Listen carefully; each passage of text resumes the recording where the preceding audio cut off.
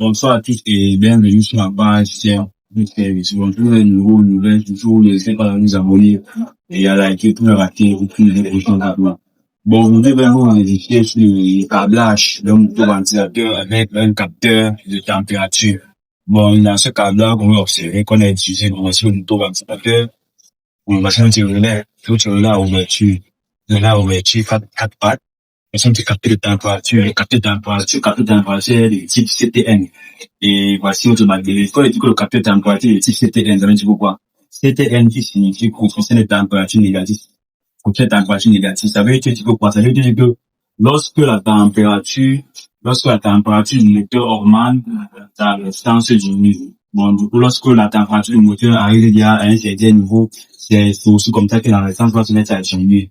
Et lorsque la température du moteur baisse, la résistance est élevée. Bon, comment se passe donc maintenant le câblage? Vous voyez donc que, voici là, notre vous savez bien que pour que, il y a la création d'un champ magnétique, il faut que ce plus-là, il vient se former à une masse. Il va donc créer le champ magnétique, il va donc fermer cette palette-là, il va donc permettre l'alimentation du moteur-ventilateur, puisque le but, c'est que le moteur-ventilateur puisse fonctionner. Bon, pour que cela puisse fonctionner, il faut qu'il y ait création d'un champ magnétique dans ce bobinage. Et pour qu'il y ait donc création de ce champ magnétique, vous voyez donc que cette création de champ magnétique est commandée par le capteur de température, puisque, bah, là, vous voyez donc, parce que c'est le plus va directement la masse. Le plus traverse notre bobine, mais c'est même pas directement la masse.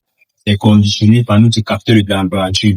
Comment cela se passe donc, c'est pour que le capteur de température puisse laisser donc le courant passer. Bon, cette masse, c'est pour que ça puisse pas directement la masse, en train de créer le champ magnétique. Vous savez bien que pour que, même dans le moteur, pour que le moteur-ventilateur s'assume, bon, pour que les ventilateurs puissent fonctionner, le moteur doit atteindre une certaine température. Bon, là, on suppose que ce capteur de température qui est initialement à une température de 20 degrés Celsius, vous convenez à vous que le moteur-ventilateur ne peut pas marcher, ça ne peut pas s'actionner parce que la température est encore inférieure. Bon, c'est uniquement, donc, c'est un moteur, par exemple, que, à partir de 90 degrés Celsius à 95 degrés Celsius que le moteur-ventilateur s'actionne après nous refroidir le moteur. Bon, dans l'autre cas, c'est lorsque notre capteur de température va atteindre, lorsque sa température sera déjà à un certain niveau, il va donc laisser dans le courant passer.